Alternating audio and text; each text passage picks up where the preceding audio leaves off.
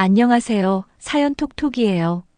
오늘도 제 이야기에 공감하신다면 구독, 좋아요, 알림 설정까지 부탁드릴게요. 여러분의 한 번의 클릭이 저에게 정말 큰 힘이 됩니다. 오늘은 추석을 앞두고 제가 꼭 들려드리고 싶은 이야기예요. 이건 제 인생에서 가장 따뜻하면서도 한편으로는 후회가 남는 추석 이야기입니다. 제목은 송편 속의 엄마 마음. 들으면 웃을 수도 있지만 그 안엔 진심이 들어있어요. 사실 저는 5년 전에 미국으로 유학을 갔어요. 대학원 과정이었는데 처음엔 2년만 다녀올 생각이었어요. 근데 그게 3년이 되고 4년이 되더니 어느새 5년이 흘렀어요.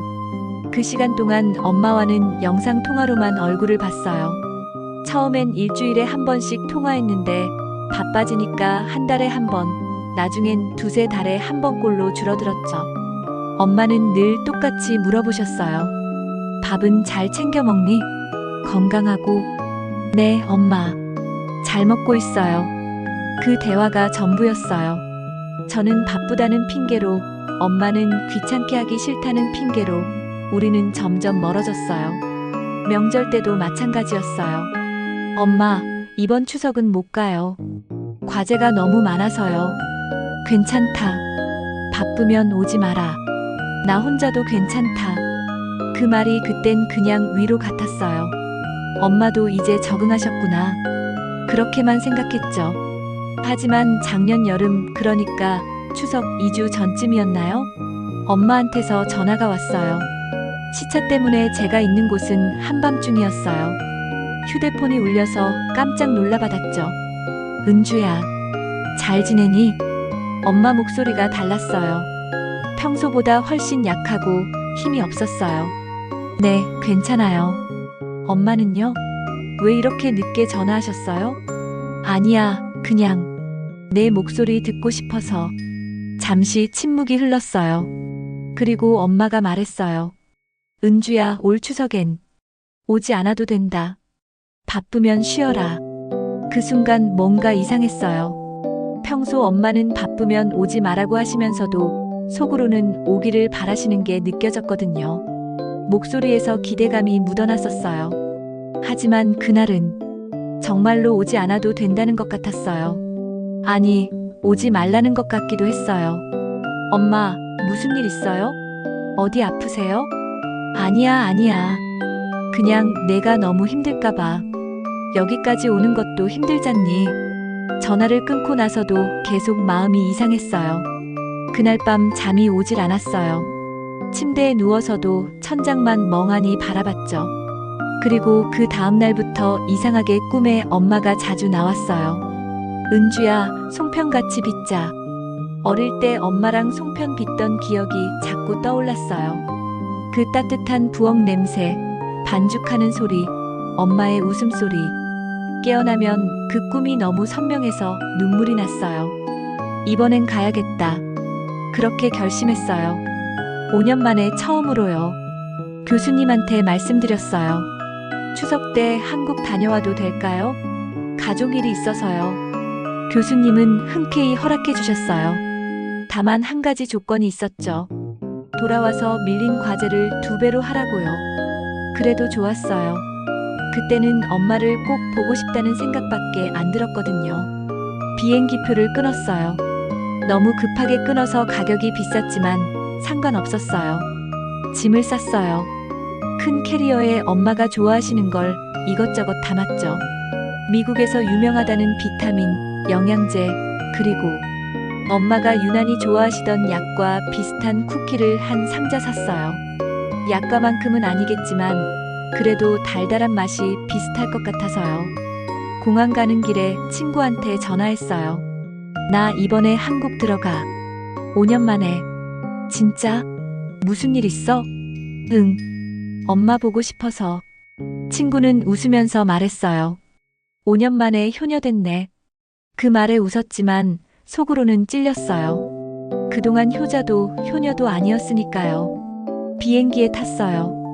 긴 비행시간 동안 창밖만 바라봤어요. 구름 사이로 보이는 하늘이 참 예뻤어요. 파란색이 점점 짙어지다가 어느 순간 검은색으로 바뀌고 다시 새벽의 붉은색으로 변하더라고요. 그 색깔들을 보면서 생각했어요. 엄마는 지금 뭐 하고 계실까? 밤 11시에 인천공항에 도착했어요. 입국 심사하고 짐 찾고 나오니까 자정이 넘었더라고요. 공항 리무진을 타고 시골로 가는 버스를 갈아탔어요. 새벽 4시가 되어서야 마을 입구에 도착했어요. 어둠 속에 익숙한 풍경들이 보였어요. 작은 슈퍼마켓, 버스 정류장, 좁은 골목길. 하나도 변하지 않았어요. 아니, 더 낡아졌을지도 몰라요. 무거운 캐리어를 끌고 집까지 걸어갔어요. 15분 정도 걸렸나요? 대문 앞에 섰어요. 낡은 고무신 한 켤레가 가지런히 놓여 있었어요. 먼지가 살짝 쌓여 있었죠. 그걸 보는 순간 가슴이 철렁했어요. 엄마가 얼마나 혼자였을까? 대문을 열었어요. 삐걱거리는 소리가 밤 정적을 깼어요. 마당엔 고추가 널려 있었고 한쪽에는 화분들이 늘어서 있었어요. 집안은 깜깜했어요. 모두 주무시는 시간이니까요. 조심스럽게 현관문을 열고 들어갔어요. 엄마, 작게 불렀어요. 대답이 없었어요.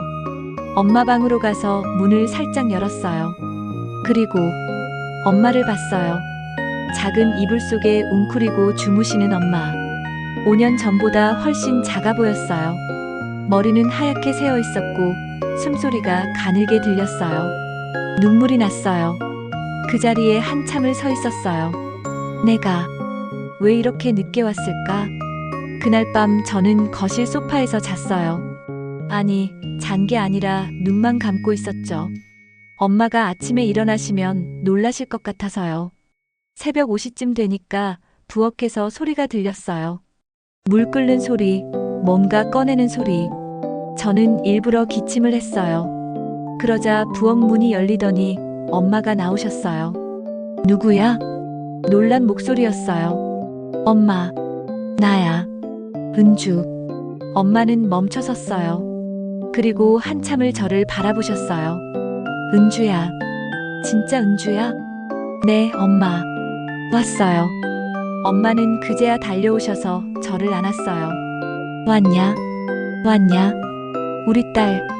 그 품에서 엄마가 얼마나 작아지셨는지 느껴졌어요.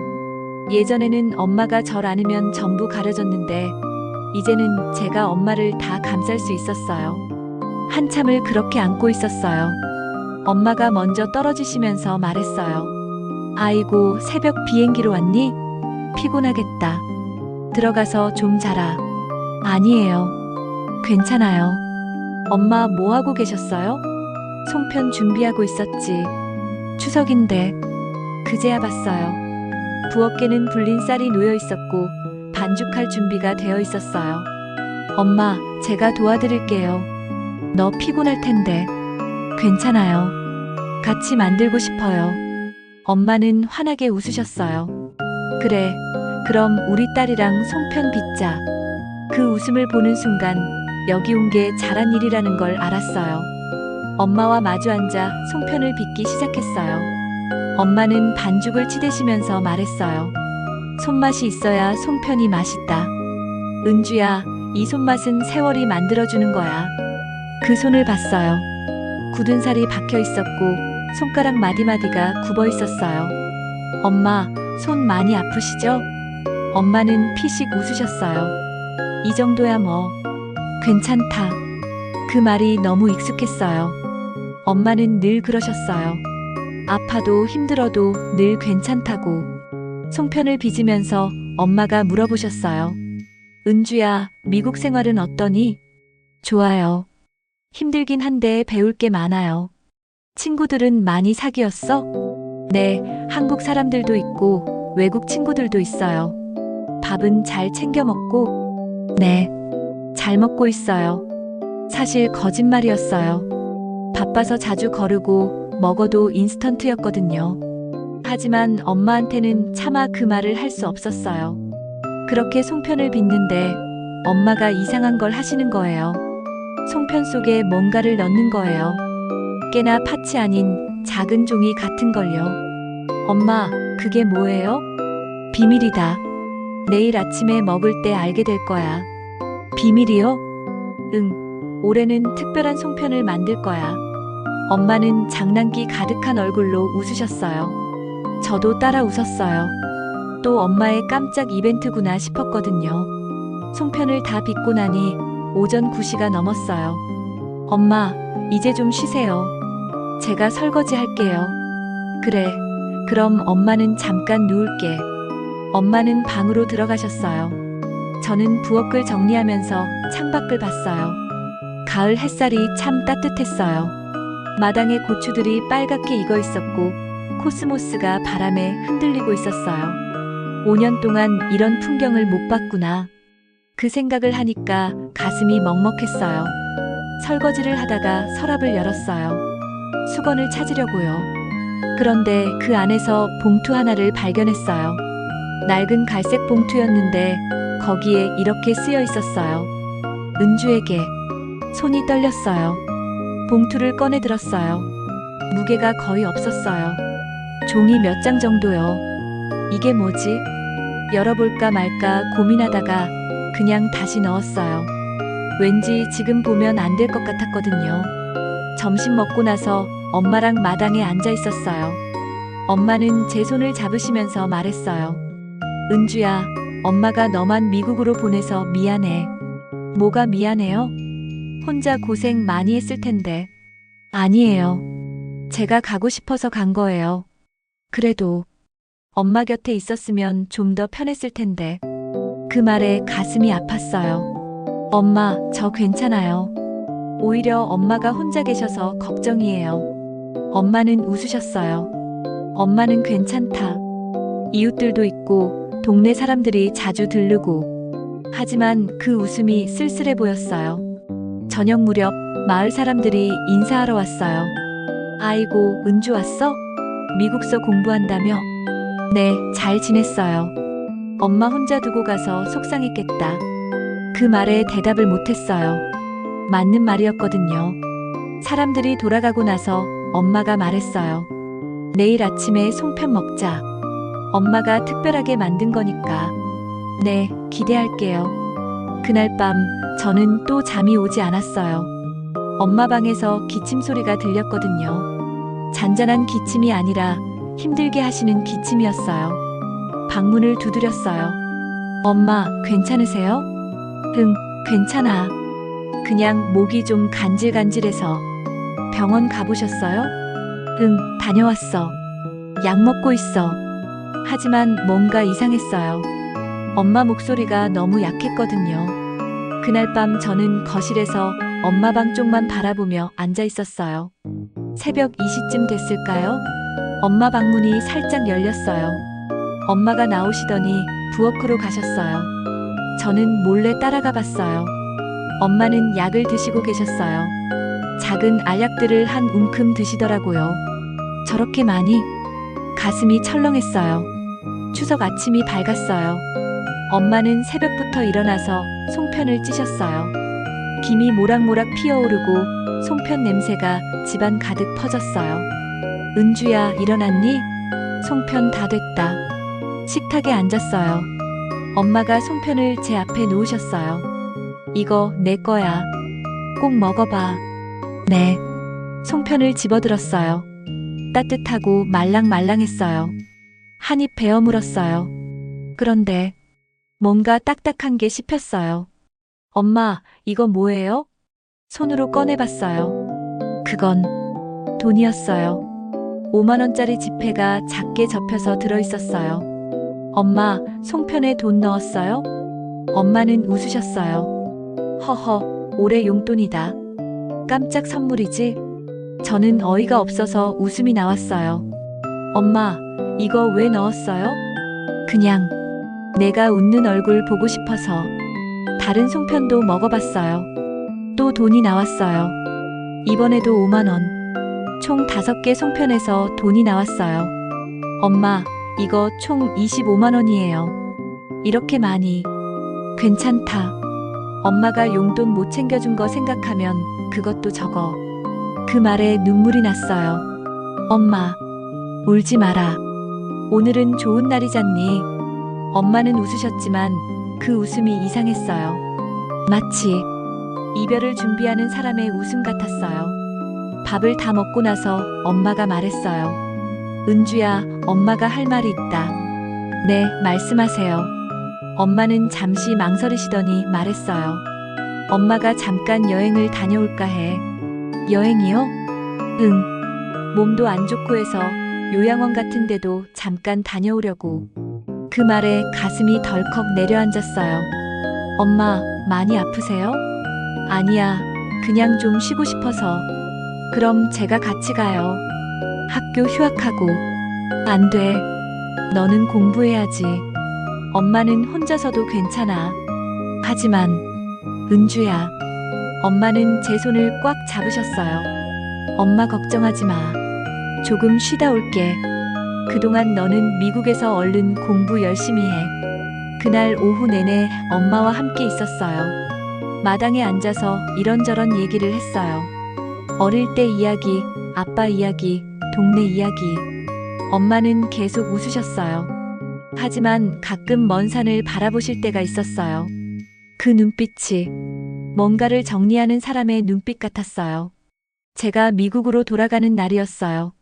엄마는 새벽같이 일어나서 김밥을 싸주셨어요. 비행기에서 먹어라. 배고플 텐데. 엄마, 고마워요. 공항 가는 버스를 타기 전 엄마를 꽉 안았어요. 엄마, 아프지 마세요. 제가 곧 다시 올게요. 그래, 조심해서 가라. 버스가 출발했어요. 뒤를 돌아봤더니 엄마가 손을 흔들고 계셨어요. 점점 작아지는 엄마의 모습. 그게 엄마를 본 마지막이었어요. 미국에 돌아온 지 한 달쯤 지났을까요? 이웃집 아주머니한테서 전화가 왔어요. 은주야, 내 엄마가 요양원에 가셨다. 네? 언제요? 너 간 지 일주일 후쯤 조용히 짐 싸서 가시더라. 어디 요양원이요? 그건 나도 모르겠어. 아무한테도 말 안 하시고 가셨어. 그날부터 엄마를 찾기 시작했어요. 주변 요양원에 전화를 돌렸어요. 하지만 엄마 이름으로 등록된 곳이 없었어요. 병원도 알아봤어요. 역시 없었어요. 엄마는 정말로 사라지신 거예요. 한 달이 지나고 우체국에서 소포가 하나 왔어요. 발신인을 보는 순간 심장이 멈추는 줄 알았어요. 보내는 사람 김순자 마이너스 엄마였어요. 떨리는 손으로 박스를 열었어요. 안에는 작은 보자기가 하나 들어있었고 그 안에는 송편 모양의 자수 주머니가 있었어요.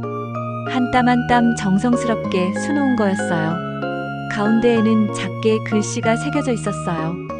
은주야. 그리고 쪽지 한 장이 들어있었어요. 은주야, 엄마 지금 좋은 곳에서 치료받고 있어. 걱정하지 마. 손이 이제 좀 덜 아프다. 곧 다시 같이 송편 빚자. 엄마는 멀리 안 갔어. 엄마가 연락할 테니 걱정 말고 공부 잘 마무리하렴. 항상 내 곁에 있단다. 사랑한다, 내 새끼야. 그날 밤 저는 한참을 울었어요. 엄마가 보낸 송편 주머니를 꽉 쥐고 한없이 울었어요. 지금도 그 송편 주머니를 가지고 다녀요.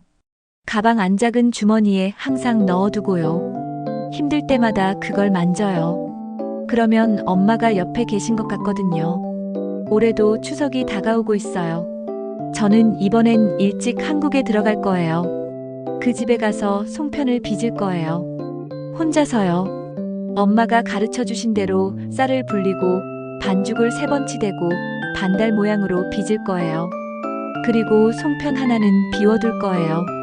엄마가 돌아오실 자리를요. 엄마는 지금 어딘가에서 치료받고 계세요. 언제 돌아오실지 모르겠어요. 한 달 후일지, 1년 후일지, 아니면 더 오래 걸릴지. 하지만 괜찮아요. 엄마는 꼭 돌아오실 거니까요. 그 송편 주머니가 증거예요. 엄마는 절 잊지 않으셨어요. 멀리 계셔도 절 생각하고 계세요. 그리고 저도 얼른 공부하고 한국으로 돌아갈게요. 매일 전화할 거예요. 아무도 받지 않아도요. 엄마, 오늘 밥 먹었어요. 걱정 마세요. 그렇게 말할 거예요. 그리고 기다릴 거예요. 엄마가 응, 잘 먹었니? 하고 대답하실 때까지요. 여러분, 제 이야기 들어주셔서 고마워요. 이 이야기를 하면서 많이 울었어요. 하지만 후회는 안 해요. 그때 제가 미국에 간 게 정말 잘한 일이었거든요. 만약 그때 안 갔다면 저는 평생 후회했을 거예요. 엄마와 마지막으로 송편 빚은 그 시간, 엄마 손을 잡았던 그 순간들. 그게 지금 제 가장 큰 위로예요. 혹시 이 영상을 보시는 분들 중에 고향에 부모님이 계신 분들 계시나요? 오랫동안 연락 못 드린 분들 계시나요? 제발 오늘 전화하세요. 밥 먹었어요? 건강하세요? 그 한마디면 돼요. 나중은 없을 수도 있어요. 지금 이 순간이 마지막일 수도 있어요. 나중에 후회하지 마세요. 사랑한다는 말, 고맙다는 말, 보고 싶다는 말. 지금 하세요. 지금 당장요. 부모님은 우리가 생각하는 것보다 훨씬 빨리 늙으세요. 우리가 모르는 사이에 아프시고 약해지세요. 그걸 숨기시면서 괜찮다고 말씀하세요. 우리가 걱정할까 봐요. 그러니까 제발 관심 가져주세요. 자주 연락하세요. 가능하면 얼굴 보러 가세요. 그게 효도예요. 비싼 선물보다, 큰 돈보다 그냥 얼굴 보여드리는 게 더 큰 효도예요. 마지막으로 하고 싶은 말이 있어요. 엄마, 혹시 이 영상 보고 계시나요? 연락 안 되지만 그래도 말하고 싶어요. 엄마, 송편 속에 넣어주신 돈 아직 안 썼어요. 액자에 넣어서 제 방에 걸어뒀어요. 그 돈을 볼 때마다 엄마 생각나거든요. 그리고 그 자수 주머니, 제 가장 큰 보물이에요. 엄마가 한 땀 한 땀 수놓으신 그 마음, 잊지 않을게요. 이번 추석에는 제가 송편 빚을게요. 엄마가 가르쳐 주신 대로요. 그리고 하나는 엄마 몫으로 남겨둘게요. 이번 추석에는 같이 먹어요. 엄마, 사랑해요. 보고 싶어요. 건강하게 계세요. 곧 만나요. 여러분, 긴 이야기 들어주셔서 정말 고맙습니다. 오늘 집에 가시면 부모님께 전화 한 통 해주세요. 그게 제가 이 영상을 만든 이유예요. 구독과 좋아요, 알림 설정 부탁드리고요. 다음에 또 좋은 이야기로 찾아뵙겠습니다. 감사합니다.